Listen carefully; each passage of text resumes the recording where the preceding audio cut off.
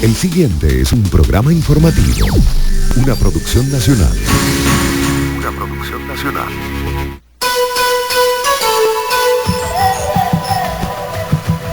A partir de este momento, ustedes y nosotros compartiremos información a todo riesgo para que el desastre no nos alcance. Saludos, buenas tardes para todas y todas. Bienvenidos y bienvenidas al programa Información a todo riesgo, que todos los viernes de 4 a 5 de la tarde nos acerca a los temas sobre la gestión de riesgo de desastres. Recuerda que buscamos contribuir a conciliar la relación del hombre con su entorno y tenemos un lema: para que el desastre no nos alcance. Muy buenas tardes, Nilsa. Buenas tardes, Adelpo. Saludo también a todos nuestros oyentes. Trabajaremos para todos ustedes en el programa de hoy, Mario Uzcategui, quien se ocupará del control técnico del espacio. Estaremos como productores y moderadores. Bueno, los periodistas Nilsa Gulfo con el CNP 6779. Adelfo Solarte con el CNP 8965. Como asesor de los contenidos del programa está el doctor Alejandro Liñayo. En la asistencia de producción está el profesor Iván Chacón. En la edición y montaje, Gerardo Montes. En la dirección de la FM 100.9, Enrique Torres. Recuerden que el programa llega a todos ustedes gracias al apoyo del Centro de Investigación en Gestión Integral de Riesgo, SIGIR, y de la Fundación para la Prevención del Riesgo Sísmico, Fundapris. Estas instituciones reciben el respaldo de la empresa Total Oil and Gas Venezuela. Y así damos inicio hoy viernes 10 de junio al programa número 31 de Información a todo riesgo. Así es, Nilsa, les recordamos a todos ustedes que el programa puede ser, podemos acceder de varias formas. Una de ellas es que ustedes sintonicen la emisora tal como lo están haciendo, pero también nos pueden seguir en internet. Para eso la dirección éxitos109fm.com.be es la dirección que usted debe buscar para escucharnos en la red, en cualquier parte del mundo.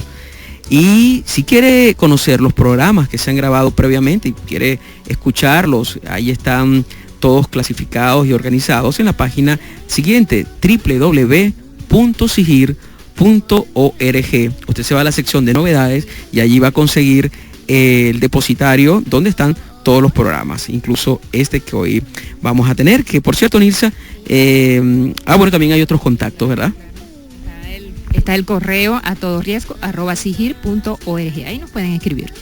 Ciertamente. Les decíamos que hoy tenemos un programa bien interesante. La prensa se ha encargado en los últimos tiempos, sobre todo acá en Mérida, en los últimos días, de advertirnos de la situación en la que ha quedado la vialidad del Estado, producto, bueno, en parte de las situaciones generadas por las lluvias, derrumbes, movimientos de masa, crecidas, que han tenido un impacto bien notorio en nuestra vialidad y la han dejado en una situación un poquito precaria. Parte de las estructuras que han sufrido estas situaciones son los puentes, y hoy los puentes son los protagonistas de nuestro programa. El tema de hoy: ¿puede la prevención cruzar los puentes? Desde ese punto de vista vamos a estar conversando dentro de poco con nuestro invitado. Así que, sin más, Nilsa, vamos a pasar ya a nuestra primera sección. Con los especialistas. Sí, nuestro invitado de hoy es el profesor Rosendo Camargo. Él es ingeniero civil graduado en la Universidad de los Andes.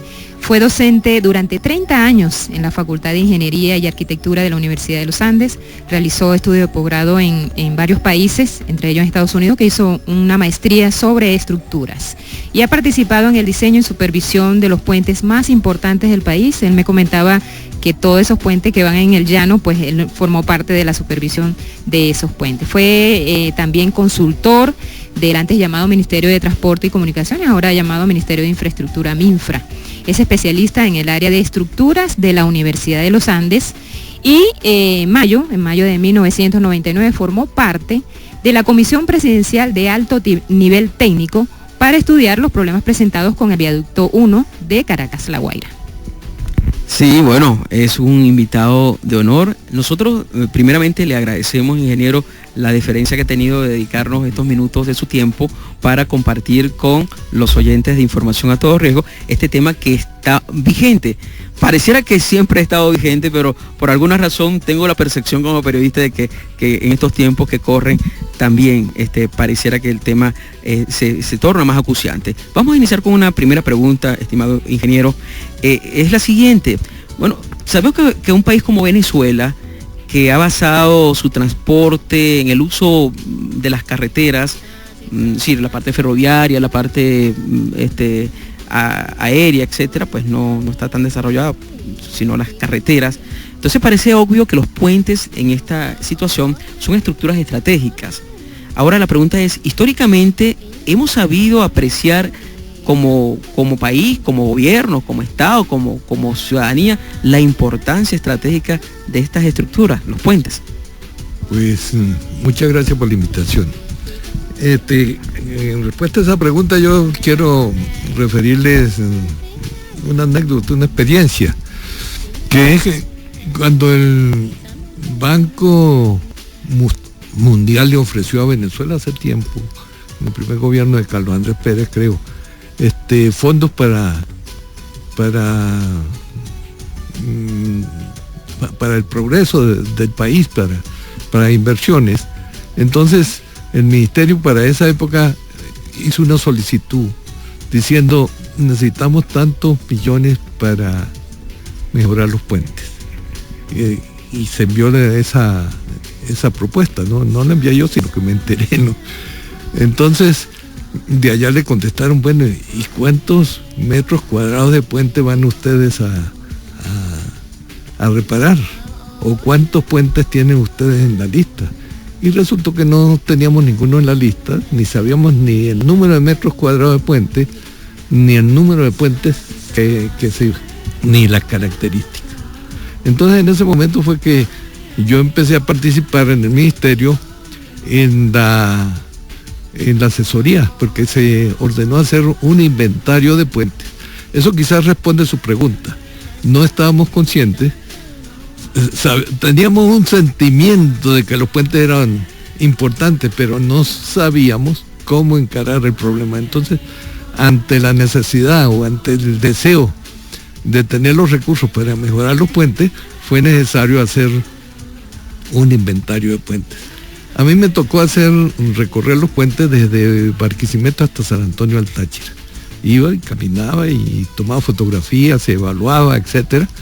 Y eso, pues, cuando usted dice especialista en puentes, pues lograba la experiencia. Ahí tuve la oportunidad de mirar unos 400 puentes en esa zona.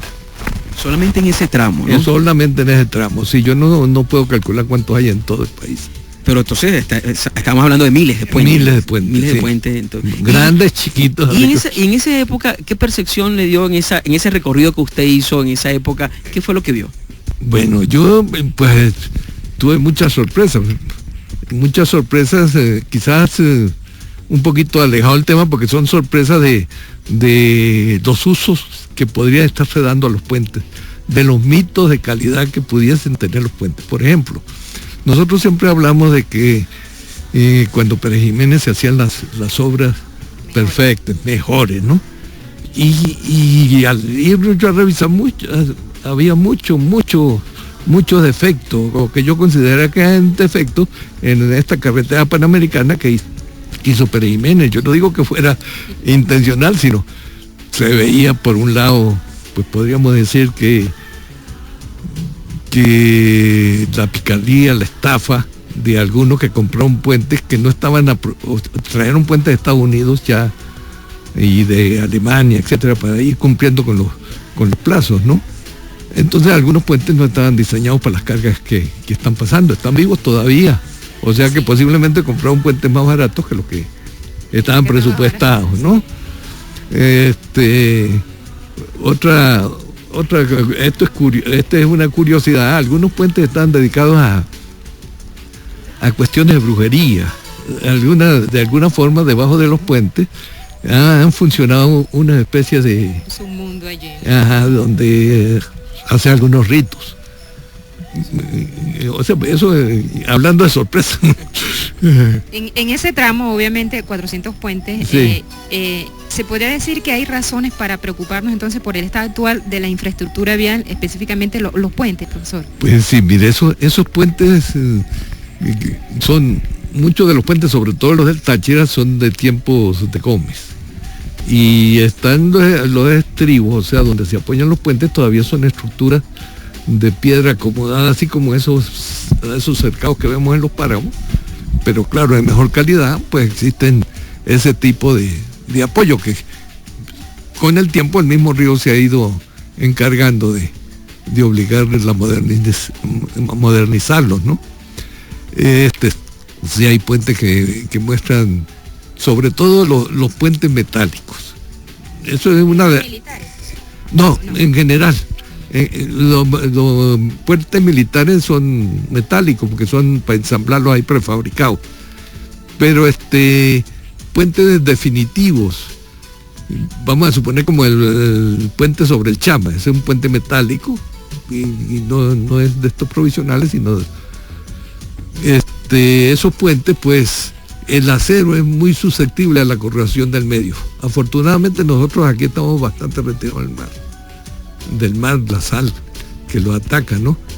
Y entonces eso sería una de las fallas de los puentes, de nuestros puentes, porque la corrosión, si no los están pintando, si no los están limpiando periódicamente, pues los está exponiendo a ser degradados. Y Venezuela, ingeniero Rosendo, exhibe, parece que internacionalmente, pues, precisamente por el tema, eso viene de los años 40, 50, que hubo un boom en Venezuela, en la construcción, etcétera, de grandes vías. Entonces, bueno, se nos ve así como un país con una buena infraestructura. Bueno, si nos comparamos a lo mejor con ciertas naciones, pues es muy probable que no estemos tan mal. Pero cuando uno ve, por ejemplo, el puente sobre el lago de Maracaibo, esa obra de ingeniería majestuosa, todavía considerado, creo que el puente de concreto armado, más largo y grande del mundo. No sé si todavía tendrá ese sitial con esas características. Y ve el puente sobre el río Angostura, y ve, digamos, los viaductos, etcétera. Ve que se ha hecho un esfuerzo por vencer los accidentes que la naturaleza nos va presentando en el camino de comunicarnos y tener. Ha habido, digamos, desde el punto de vista gubernamental, histórico, no nos vamos a referir ahorita, pero haciendo como una generalización, una clara, se ha determinado la importancia, por ejemplo, de esos puentes estratégicos, como en el caso, por ejemplo, el puente sobre el lago, o el puente sobre el río Angostura, esos puentes emblemáticos, vamos a decirlo, y hay una consideración especial con estas estructuras, o en general uno debería esperar que la misma consideración hacia lo que es el uso y la utilidad del puente sea la misma consideración desde un puente grande y emblemático hasta un puente de esos chiquititos que a lo mejor están ubicados en algún punto de la carretera, porque si se cae todo el mundo queda ¿verdad? Como lo hemos visto ahora, ¿no? Que hemos visto tramos de puentes. A veces se mencionan algunos puentes que uno ni siquiera sabía cómo se llamaba, y se cayó el puente tal, y uno dice, ¿ese puente dónde queda? Ahí parece que todos son como que importantes, ¿no? Sí, bueno, todos los puentes son importantes, como usted lo señala, porque interrumpe el paso, pero claro que hay algunos más importantes que otros, ¿no? Por ejemplo, eso que usted mencionó de los grandes puentes emblemáticos, pues tienen una connotación de especiales, como cuando hay problemas sísmicos, uno dice que hay ciertas estructuras como los hospitales, por ejemplo, que hay que darles un valor especial para su cálculo, para asegurar su supervivencia en caso de una catástrofe. Eso ocurre con estos puentes. Entonces, por ejemplo, hay un factor que puede minorizar, digamos, ayudar a clasificar la importancia de los puentes, que es la posibilidad de que haya un paso alterno, ¿verdad? Cuando usted dice, si este puente se cae, yo tengo previsto irme 1 kilómetro más allá y pasar. Entonces, ese no es tan importante en el sentido, desde el punto de vista de las inversiones, porque hay una solución inmediata. Por eso cuando hablan del puente Chama,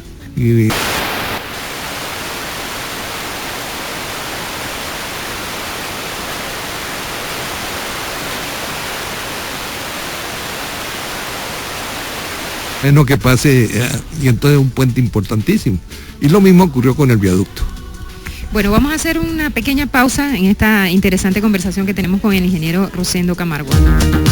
Información a todo riesgo llega a ustedes gracias al respaldo del Centro de Investigación en Gestión Integral de Riesgos, CIGIR, una innovadora fundación con sede en la ciudad de Mérida que promociona y desarrolla proyectos dirigidos a la reducción del riesgo y la preparación y el manejo de desastres. Muy bien, regresamos a Información a todo riesgo. Hoy es viernes 10 de junio, estamos en nuestro programa número 31 y estamos conversando con el ingeniero Rosendo Camargo, quien nos está ayudando a responder esta pregunta. ¿Puede la prevención cruzar los puentes como un ciudadano más, no? A veces parece que la prevención no se nota con la intensidad que quisiéramos. Bueno, y nos ha venido contando cosas bien interesantes en la primera parte. Esperamos que en esta segunda también nos siga dando esos datos tan importantes. Ingeniero, fíjese, a la hora de hablar de puentes seguros o inseguros, para utilizar un término tal vez no muy técnico, pero creo que se nos entiende, ¿qué es lo que necesitaríamos? ¿Qué se necesita? ¿Qué le podemos decir al ciudadano que se necesita para que los mismos sean funcionales y precisamente respondan a los criterios de seguridad? ¿Qué es lo que hace entonces a un puente una estructura segura? Bueno, quizás lo primordial sea que sea capaz de soportar las cargas que están previstas, ¿no? O sea, uno diseña un puente para el peso de un camión. Usted supone que sobre ese puente va a pasar un camión, digamos, de 38 toneladas, uno de para allá, otro de para acá, y con eso usted proporciona la dimensión del camión. Ahora resulta que con la modernización del transporte, usted ha visto que vienen, por ejemplo, gandolas, aquí en los Andes no tanto, porque la montaña nos está defendiendo por las pendientes, ¿no? Pero entre La Guaira y Caracas hay unas gandolas que exhiben tres ejes de ruedas atrás, pesadísimo, 2 ejes de ruedas más adelante, y entonces el total de eso son 105 toneladas, el que trae el camión, y nosotros lo hemos diseñado por 38. Entonces, posiblemente el colapso de muchos puentes es el exceso de carga, y sobre todo en la zona llana. Nosotros tenemos aquí un ejemplo con la crisis eléctrica de Corpoelectric. Trajeron de emergencia unas grandes cargas, y para traer esas cargas tuvieron que traer unos transportes especiales. El conjunto pesaba 105 toneladas. Nosotros actualmente diseñamos para 38 toneladas. Cuando se hicieron los puentes, a lo mejor diseñaban para 20 toneladas. Y entonces, en el Escalante, el camionero que entró, él sintió que el puente se le iba, y aunque trató de salir, quedó con el camión allá abajo. Entonces, ese es quizá uno de los factores importantes, es que exista una carga apropiada para el nivel de puentes, para el nivel con que se diseñó el puente. Eso desafortunadamente no estuvo previsto cuando vino ese camión. O sea, debía haber habido una coordinación de las autoridades que dijeran: sobre este puente no puede pasar esto. O sea, debía haberse hecho una evaluación previa a esa carga especial. Imagínese. Profesor, y en las zonas andinas, por la topografía, los puentes parecen tener un rol pues muy importante, muy protagónico. ¿Es así? ¿O cómo estamos en estos lares en cuanto a los puentes? Usted que debe conocerlo por aquella supervisión. Bueno, la supervisión la hice yo por el Piedemonte, ¿no? Pero evidentemente ese gran número de puentes que yo mencioné es porque La zona andina genera todas esas corrientes de agua y genera todos esos callejones, y eso exige la colocación de los puentes para pasar sobre esas depresiones, ¿no? Hay muchos sitios que están aislados porque no tienen la importancia el sitio, digamos así, para hacer una inversión, o para que el ente encargado haga una inversión en proporción a la necesidad de ese pueblo, porque para el gobierno, al decir el ente encargado, pues aquí es el gobierno, claro, no tiene el incentivo suficiente para colocar allá un puente. Por ejemplo, a mí alguna vez me llamaron de la gobernación de Trujillo, que ellos tienen muchas zonas agrícolas y tienen los campesinos que dan grandes rodeos para sacar sus productos agrícolas. Estuvimos pensando, pero nunca se hizo el proyecto de tratar de hacer una especie de puentes como estos militares, estos que usted mencionó hace rato, de que pudieran ser ensamblados para producir pequeños puentes manufacturados, ¿no? Que fueran hechos por la misma comunidad. Eso no se ha hecho, pero eso podría ser un programa interesante, sin que sean puentes de grandes capacidades, sino para pasar un jeep. Claro, porque es que si nos ponemos a ver en la zona andina hay una gran producción agrícola. Esta es la ensaladera de Venezuela, de aquí salen los productos, y entonces sí, es cierto, hay pueblos pequeñitos, pero donde hay una gran producción agrícola, entonces los productores sufren mucho, ¿no? Cuando tienen que sacar sus mercancías y bueno, se ven obstaculizados porque bueno, se cae un puente y bueno, para que lo arreglen, pues a veces pasa un tiempo largo. ¿Puede la prevención cruzar los puentes? Por supuesto que si hacemos esta pregunta es porque presumimos a veces como ciudadanos, como comunicador, que tal vez haya que hacer un poco más sobre esta materia. Ahora, ingeniero, entiendo que bueno, que la ingeniería ha avanzado mucho, usted ha tenido la posibilidad, ha sido protagonista de esa evolución desde hace muchos años atrás hasta el presente, y entendemos que bueno, lo más probable es que cada vez se puedan hacer puentes más seguros, puentes más eficientes, ¿no? Puentes más resistentes a todo esto, ¿no? Y precisamente entonces, ¿qué nos puede decir lo que usted conoce actualmente de esos avances para hacer de estas estructuras unas estructuras que puedan soportar situaciones incluso vinculadas con fenómenos naturales? En el caso de los Andes, ya sabemos que es una zona sísmica, una zona que también tiene movimientos de masas muy frecuentes y que someten a un grado extremo la infraestructura vial, tal como lo estamos viendo ahorita. Entonces, ¿qué nos puede decir de esos aportes de la ingeniería, de esos avances al mantenimiento y a la manutención de estos puentes? Sí, digamos a la seguridad en general del puente.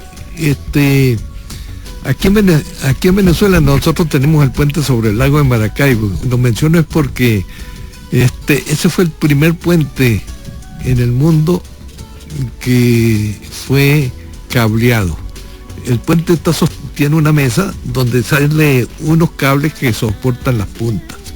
Eso es lo que quiere decir cableado, como en el término que yo lo estoy diciendo. Entonces ese puente resultó después obsoleto porque encontraron que esa solución era mejor si en vez de poner un solo cable ponían muchos cables y que se espaciaran poco, y se producen unos abanicos que son muy famosos ahora, que son los puentes más modernos, estos que hace el arquitecto Calatrava en España y que hay en muchas partes del mundo, que son muy placenteros a la vista. Ese podría ser el avance más último en la construcción de puentes. Eso es lo que mejora es la estructura. O sea, hace la estructura sostenida por muchos cables. Yo creo que sin mayor explicación, si nosotros tenemos puentes cortos, las dimensiones o las alturas de las vigas son pequeñas. Son puentes livianos porque lo estoy sosteniendo por muchísimos elementos. Y entonces si yo lo hago de poca profundidad, van a pesar menos. Y como usted dice, el movimiento de masas, cuando esas masas se aceleran, son poca masa y la solicitación sísmica sobre ese puente es menor. Entonces posiblemente uno de ese puente moderno que podría adaptarse mejor a la zona sísmica sean esos puentes cableados. Sí, yo creo que ese es el técnico. Sí, en el caso concreto del ejemplo de Mérida, que tenemos el caso de que la gente del municipio Alberto Adriani, del Vigía, está, luchando afanosamente como comunidad para lograr que se construya una vía alterna, un puente alternativo, creo que es la propuesta, que vaya en paralelo o por otro sector, cruzando el río Chama. ¿No sabe usted si hay ya algún asomo de propuesta? Estos avances tecnológicos serían interesantes tomarlos en cuenta para estructuras de este tipo. Sí. Y yo le voy a contestar 3 puntos con relación a la misma pregunta. Primero, un punto anecdótico que a lo mejor puede derivar en alguna enseñanza para las autoridades. Ese puente está cumpliendo 53 o 54 años de hecho. Eso lo mandó a hacer Pérez Jiménez, y la política del régimen decía que se tenía que inaugurar el 2 de diciembre. Cuando se estaba aproximando la fecha de la inauguración, le faltaba colocar un arco al puente ese, y esos arcos venían de Alemania. Ese puente de esa estructura es hecha en Alemania, la traían y la ensamblaban aquí. Para cumplir con la premura de la inauguración del 2 de diciembre se eliminó un arco. El puente, ese es lo anecdótico, el puente tiene un arco menos de lo que debía tener. Y entonces faltó el arco del lado Mucujepe. Y entonces, para cumplir con los requisitos de mano militar, ¿no? Esto se hace hoy. Sí. Entonces, tuvieron que hacer un relleno en esa zona, y tengo yo la impresión que el relleno se está moviendo. Y entonces ese puente se está siendo amenazado, no tanto por las cargas, sino por que podría estar pasando una eventualidad como la del viaducto número 1 de Caracas, que la naturaleza, una masa de tierra, se está viniendo contra el puente. Muy lentamente, porque desde hace 53 años ella se está moviendo, ¿no? Posiblemente, ¿no? Ese es el aspecto anecdótico. El puente ahorita es insuficiente para la capacidad de cargo, y produce un gran congestionamiento allá en el Vigía, que todos nosotros lo hemos vivido cuando tenemos que ir al aeropuerto, y eso, cuando venimos para acá, para Mérida, a veces tenemos que estar horas en la avenida ahí esperando que logre desembocar ese caudal de vehículos que está pasando sobre el puente. Esas solicitaciones son más grandes que las previstas, pero afortunadamente los márgenes de resistencia de esos puentes yo creo que es suficiente, y pienso que no puede haber colapso en el sentido pero sí está amenazado por la misma naturaleza que lo puede estar corroyendo. La gente, cuando la gente no sabe, o nosotros no sabemos lo que tenemos, ustedes me digo esa frase en algún momento. En la entrada del lado del Vigía, cuando yo he ido a inspeccionar el puente ese, ahí hay unas pescaderías y una serie de actividades que atraen clientela, y cuando ellos necesitan descansar del cuerpo, se mete ahí debajo, y sobre la estructura esa, pues lo tienen como un baño prácticamente. Y los ácidos orgánicos son muy corrosivos. Y yo por lo menos una vez recomendé tener que soldarle unos perfiles metálicos adicionales, porque esas personas estaban tumbando el puente sin saberlo, porque no soy intencional. Y la tercera respuesta es que a mí me llamaron para que hiciera un anteproyecto para la vía alterna. Y entonces, 2 kilómetros, nosotros buscamos un punto de paso 2 kilómetros abajo del puente. Hicimos varias alternativas para colocar el otro puente, y escogimos precisamente esa estructura que mencionamos. Claro. La mencionamos por cuestiones sísmicas y porque produce grandes luces. Nosotros queremos darle una gran luz, mucha separación entre las columnas para que el río pueda... Así es.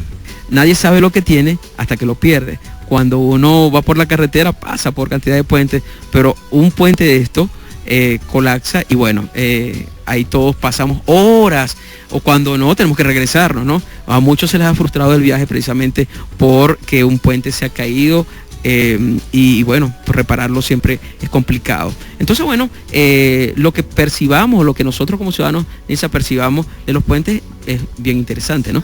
Sí, por eso salimos a la calle, profesor, salimos para pulsar la opinión, y uno de los principios del programa es que el ciudadano pueda participar en los temas que conversamos.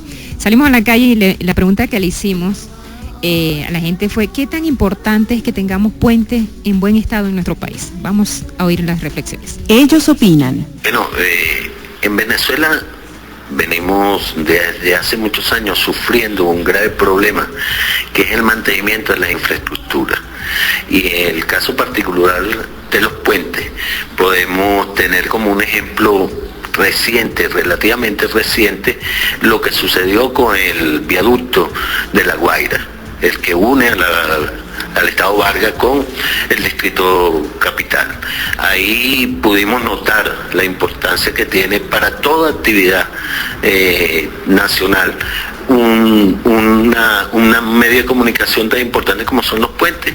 Corrimos el riesgo de quedarnos incomunicados a nivel internacional, porque tenemos ahí el Aeropuerto Internacional Simón Bolívar, además de tener uno de los mayores puertos de ingreso y egreso de materiales para el interés del país, desde la alimentación hasta los materiales que podemos necesitar, la materia prima que podemos necesitar para producir los materiales necesarios. Entonces, creo que más allá del uso de las nuevas tecnologías, de la creación desde el punto de vista arquitectónico y de la ingeniería, es importantísimo el mantenimiento constante, el seguimiento para preservar la vida útil de esta infraestructura. Considero que si se hace un buen análisis, estudio de los materiales a utilizar en la construcción de puentes, pues lo ideal sería que la persona idónea para realizar dicho trabajo calcule, ¿verdad?, verifique que esos materiales son los que le van a dar una permanencia en el tiempo a dicho puente. De ello depende la durabilidad, y que con un buen mantenimiento pues no suceda lo que está sucediendo actualmente con la mayoría de los puentes en nuestro país. Bueno, profesor, ahí oíamos dos opiniones de los ciudadanos sobre lo que significa el buen estado de la atención de nuestros puentes. Y precisamente hablaba uno de los encuestados sobre el tema que usted tocó pues muy de cerca, que en mayo de 1990 usted formó parte de la Comisión Presidencial de Alto Nivel Técnico precisamente para estudiar ese problema. ¿Algún comentario sobre esto? Pues sí, mire, las dos respuestas que dan a la pregunta que hace el programa se complementan, ¿no? Porque uno se refiere al aspecto de proyecto, de diseño, de utilización de buenos materiales para la elaboración de un puente acorde con las necesidades del sitio. Y el otro se refiere a la necesidad de mantener esa estructura que se supuso que se hizo bueno. En realidad, pues, fíjese que ahorita con el terremoto de Japón, que es el país de primer orden en cuanto a la ingeniería, la tecnología y todas estas cosas. Tenemos el problema de las centrales nucleares, porque ellos diseñaron para un terremoto de 7.5 la seguridad de sus centrales, y vino uno de 9.5 y sobrepasó algunos de los parámetros que ellos habían establecido de la referencia, y están viviendo pues sus consecuencias. Entonces, esto de uno hacer un proyecto exactamente invulnerable es casi imposible, porque uno no puede saber cómo nos va a castigar la naturaleza.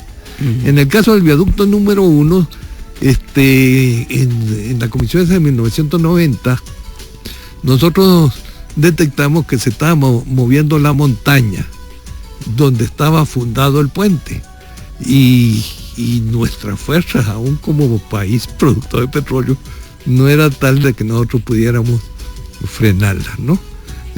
Entonces esa montaña se estaba cerrando y agarrando al puente como un acordeón para ejemplarizarlo, y evidentemente lo iba a quebrar, como cuando ustedes juegan con la pieza de la gallina, a ver quién tiene más suerte, entonces que la alan y llega un momento que la hace saltar, ¿no? Se rompe.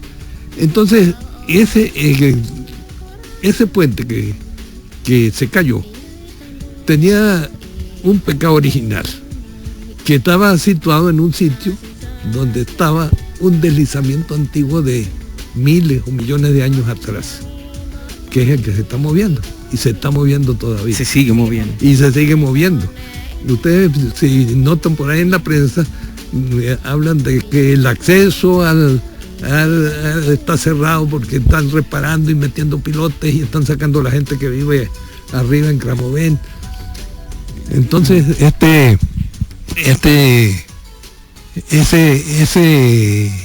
el no haber conocido ese detalle de ese deslizamiento condenó a muerte el proyecto. Ese también era uno de los puentes más famosos del mundo. Ese lo había hecho el ingeniero Eugenio Freycinet de Francia, que es el padre del concreto pretensado.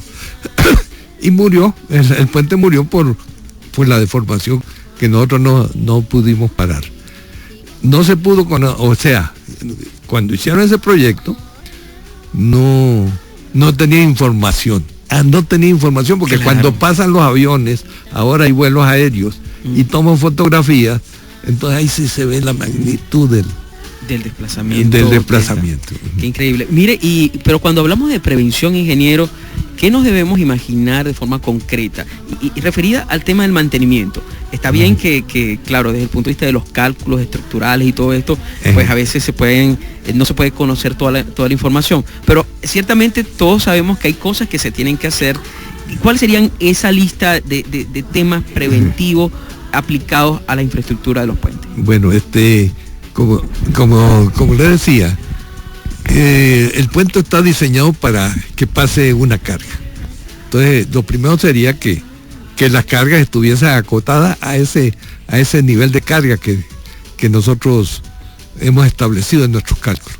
Si hay cargas especiales, se tomarán provisiones especiales, como por ejemplo de que el camión pase en solitario, que pase a baja velocidad, que se ponga algunos puntales o algo así. Pero yo quisiera aprovechar la ocasión para una prevención que no se está haciendo en el país y que sé yo que es, a lo mejor el término es muy fuerte, que decía es por ignorancia de los funcionarios que tienen que hacerla, ¿no? Cuando un gobierno o cuando en general un gobernante quiere hacer ver como hace inversiones en beneficio del pueblo, anuncia, se asfaltó tal vía. Y entonces así vemos con que se multiplican los asfaltados de las vías, muchas veces para beneficiar a contratistas del ramo, ¿no? Y entonces cada vez que usted pasa una capa de esa de asfalto sobre un puente, le está poniendo carga. Y si a los 2 años se le ocurre a otro alcalde ponerle otra, le pone otra capa y así sucesivamente. Nosotros hemos calculado el asfaltado en 5 centímetros o 7 centímetros de espesor sobre el puente. Y yo he visto puentes por ahí que tienen 45 centímetros de asfalto. Entonces, ¿qué ocurre? Que el peso del asfalto es del orden de 2 toneladas por metro cuadrado. Si yo tengo un puente, como decir un puente cualquiera de 30 metros de largo por 8 de ancho, 30 por 8, 240 metros cuadrados, si yo le pongo 1 centímetro, que sería 1/100 del metro, sería 20 kilos, 20 kilos de peso adicional por cada centímetro que yo le esté agregando. Y por 240 le estoy agregando 4 toneladas. Si le agregué 45, le agregué una cantidad que ya se comió la resistencia del puente, ¿no? O sea, lo estoy tumbando, creyendo que estoy haciendo algo muy bueno, ¿no? En ese sentido, se puede decir que el remedio termina siendo peor que la propia enfermedad, ¿verdad? Así es, bueno, ya vamos llegando casi al final, ¿verdad? Pero hay una pregunta, profesor. En situaciones como las actuales, ¿verdad?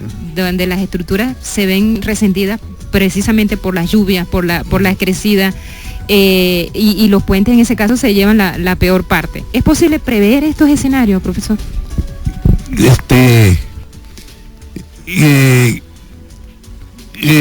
régimen de los ríos, los especialistas en hidráulica, que yo no lo soy, ¿no? Pero los especialistas en hidráulica hablan de unas crecientes centenarias. O sea, dice, esta cantidad de agua baja cada 100 años, si acaso. Y ya hablan también de crecientes milenarias. O sea, dice, esta cantidad de agua baja cada 1000 años. Pero es como los terremotos. Esas crecidas máximas es como los terremotos. Sabemos que pueden venir, pero no sabemos cuánto. Ahora, en los puentes que nosotros tenemos, los tenemos asentados sobre el suelo. Y ese es un suelo, generalmente no es rocoso, sino es un suelo suelto. Y cuando viene una cantidad grande de agua, pone en suspensión el suelo. Eso se llama socavación, lo levanta. Y entonces, por ejemplo, puentes como La Blanca, ahí yendo hacia San Cristóbal, que fui y lo vi, usted podía pasar después de una crecida y el puente estaba hundido. Se había bajado como 3 metros porque pasó una crecida de esas, puso en suspensión el sólido del fondo y la estructura, la base se asentó porque no encontró suelo donde está la base. Entonces ese es quizás el peligro fundamental de los puentes. Ahora puede prevenirse. Los hidráulicos estudian, dice, vamos a suponer que venga una avenida de 100 años y calculan, dice, la cantidad de agua que bajará en 100 años es tanto, y entonces calculan cuál es la socavación y nosotros tratamos de buscar esa profundidad para fundarnos allá abajo para que no haya esa sorpresa. Entonces quizás esa es la previsión que usted pregunta, ¿no? Ahora, puede que no venga esa avenida de 100 años, sino que venga una de 1000 años. O resulta que cuando hicieron los estudios de la Panamericana, no había información suficiente de las lluvias que existían en esas selvas. En ese tiempo eso era selva. Y había falta de información. Entonces ellos quizás fundaron a lo que la experiencia les decía. Y por eso los puentes están expuestos a esas lluvias. Ingeniero, una última pregunta entonces, ya para ir finalizando. Cuando, ha dicho usted cosas muy interesantes en el programa de hoy.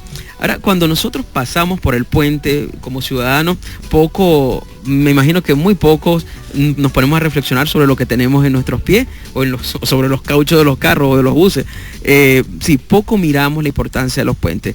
¿Qué debería pensar un ciudadano cuando pasa por un puente, indistintamente del puente que sea el puente sobre el lago, sea el puente sobre Angostura, o ese puente anónimo del cual hemos también hablado en el día de hoy? Bueno, primero me da la impresión de que,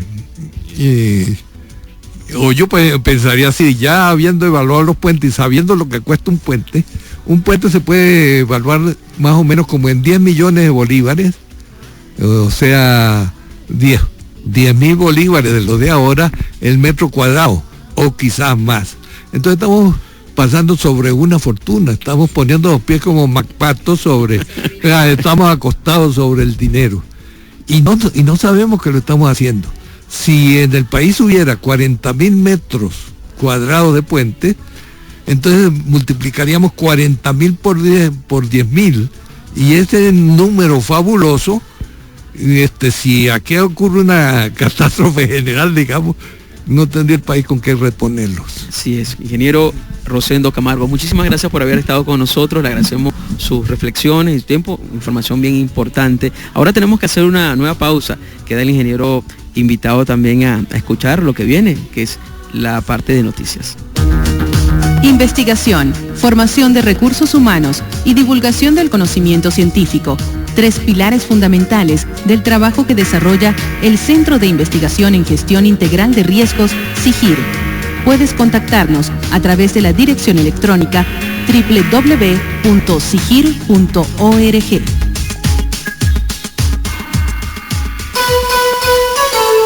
Bien, continuamos en Información a Todo Riesgo, como todos los viernes, llevando la información referente a la gestión de riesgos de desastre. Excelente la conversación con el profesor Rosendo Camargo y le agradecemos a él su presencia. Ahora es tiempo de algunas noticias, Nilsa. Sí, vamos a ver qué fue noticia esta semana, Delfo. La primera es que reanudan operaciones en aeropuertos de Sudamérica tras nube de ceniza. Esta noticia está disponible en www.globovision.com. Los 2 aeropuertos de Buenos Aires, los mayores de Argentina, reanudaron sus vuelos tras haber sido suspendidos por el avance de una nube de ceniza del volcán chileno Puyehue, ¿verdad?, que también paralizó servicios aéreos en Brasil, Uruguay y Chile. La situación tendía a normalizarse luego de que la Administración Nacional de Aviación Civil, ANAC, reportó en su página web que el Aeropuerto Internacional de Ezeiza y el Aeropuerto Jorge Newbery se encontraban abiertos y operables. En la capital argentina se habían anulado 62 vuelos la mañana del pasado martes, mientras que el 90% de los servicios fueron cancelados en Montevideo. Asimismo fueron anulados 16 vuelos en Santiago y 10 en Brasil tras la erupción volcánica del pasado sábado. La aerolínea chilena LAN, una de las más grandes de América Latina, anunció la reanudación de sus vuelos hacia y desde la ciudad de Buenos Aires, luego de haberlos paralizado varias horas por el fenómeno. Una segunda noticia nos dice que dictan foros sobre desarrollo sostenible en zonas rurales. El pasado miércoles 8 de junio, el profesor Raúl Esteve, destacado sismólogo, dictó el foro denominado Riesgos Socio-Naturales y Desarrollo Sostenible en Zonas Rurales, caso concreto del Vallecito. La actividad se desarrolló desde las 4 de la tarde en la sede de la Academia de Mérida, donde se le explicó a los presentes lo relacionado con los avances en cuanto a la organización ciudadana para atender los casos concretos de amenaza y vulnerabilidad del entorno. Así es, y una tercera noticia y última noticia fue noticia esta semana es que crean ley reglamento del Sistema Nacional de Gestión de Riesgo esto es en Perú. Así es, está disponible en www.indesi.gov.pe.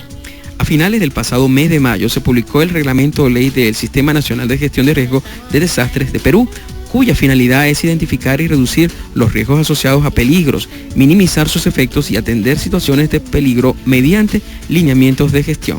La norma precisa que la ley, la cual consta de 21 artículos, se aplica para todas las entidades y empresas públicas y en todos los niveles de gobierno, el sector privado y la ciudadanía en general. Así es, y hoy recordamos en esta sección que siempre la gente le gusta mucho porque nos vamos a hechos históricos, el primer gran terremoto que nos visitó. El 11 de junio del año 1641, a las 8:30 de la mañana, el territorio de Venezuela sufrió un golpe de la naturaleza. Fue en Caracas, la capital del país, incipiente para la fecha y sus alrededores, donde se sintió con fuerza este gran terremoto. Se estimaron entre 300 y 500 personas las víctimas de un terremoto que tuvo una magnitud de 7.2 grados en la escala de Richter. Así lo narró una de las crónicas de los frailes de la época. El día de San Bernabé, 11 de junio de 1641, entre las 8:30 y las 9 de la mañana, tembló la tierra grandemente e hizo en esta ciudad de Santiago de León de Caracas y en puertos de La Guaira un destrozo miserabilísimo. No hubo casa ni ninguna que no viniese totalmente al suelo o no hiciese tan grande sentimiento que se pueda en muchos tiempos vivir. La iglesia mayor se abrió por diferentes partes. Cayó parte de la iglesia del convento de las monjas, cayó casi toda la iglesia de San Francisco. Fue el gran sismo de Caracas de 1641, el primero que demostró el poder concentrado bajo el suelo de Venezuela. Así es, por lo menos el primero de los registrados. Ya con esto estamos despidiéndonos hoy, Nilsa, en el programa de hoy, que estuvimos dedicándolo a los puentes. Así que les recordamos que este programa, la entrevista principal, va a aparecer el próximo lunes en el Diario de los Andes, en la página impresa, por supuesto, de Información a Todo Riesgo. Así es. Bueno, trabajamos para todos ustedes en el programa de hoy, Mario Uzcategui, quien se ocupó del control técnico de este espacio. Como asesor de los contenidos del programa, el doctor Alejandro Liñayo. En la asistencia de producción estuvo el profesor Iván Chacón. En la edición y montaje, Gerardo Montes. En la dirección de la FM 100.9, Enrique Torres. Recordamos que el programa llegó a todos ustedes gracias al apoyo del Centro de Investigación en Gestión Integral de Riesgo SIGIR y de la Fundación para la Prevención del Riesgo Sísmico, Fundapris, instituciones que reciben el respaldo de Total Oil and Gas de Venezuela. Bueno, y tuvimos el placer de compartir con todos ustedes Adelfo Solarte, CNP 8965. Y Nilsa Gurfo con el CNP 7779. Sí, recuerden que nuestro lema es para que el desastre no nos alcance. Nos vemos el próximo viernes. Hasta luego.